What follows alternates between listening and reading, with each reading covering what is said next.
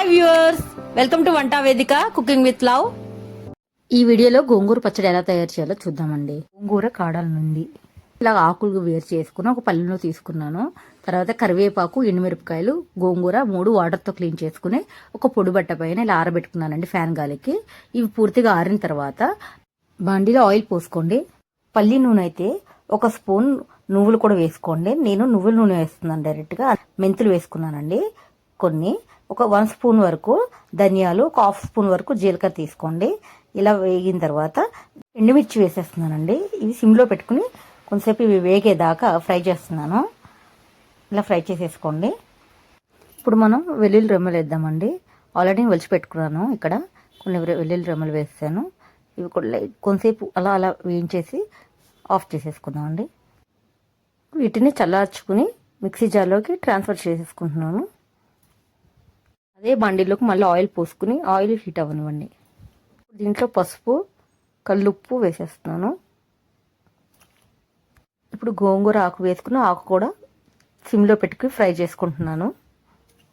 ఆకు ఇలాగా బాగా ఫ్రై అవ్వాలండి. ఇలా దగ్గరికి అయిపోయేదాకా మనం స్పూన్తో కలుపుతూ బాగా వేగనివ్వాలి. ఆకు చక్కగా వేగిపోయిందండి. ఇప్పుడు చింతపండు వేస్తున్నాను. కొంచెం చింతపండు కూడా వేసి కొంచెం సేపు కలిపేసుకుని స్టవ్ ఆఫ్ చేసేసుకుందాము. ఇప్పుడు ఎండుమిర్చిని మిక్సీ పట్టేసుకుందామండి. ఇది పౌడర్ కింద వస్తుంది. ఇలా పెట్టేసి మిక్సీని ఆడుతున్నాను.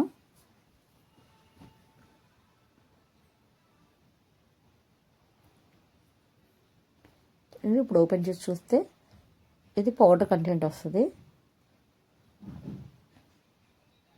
ఇదిగోండి ఇలాగా. ఇప్పుడు దీంట్లోకి మనం ఇందాక మగ్గబెట్టుకున్న గోంగూర వేసేసుకుందామండి. గోంగూరకి వేసుకుని మళ్ళీ ఒకసారి మిక్సీ పట్టుకున్నామంటే ఇది మిక్స్ అయ్యి మన గోంగూర పచ్చడి రెడీ అవుతుంది. అప్పుడు మనం తాలింపు పెట్టు వాండిలో ఆయిల్ పోసుకుని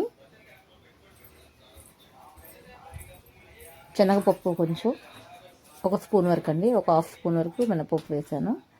ఆవాలు,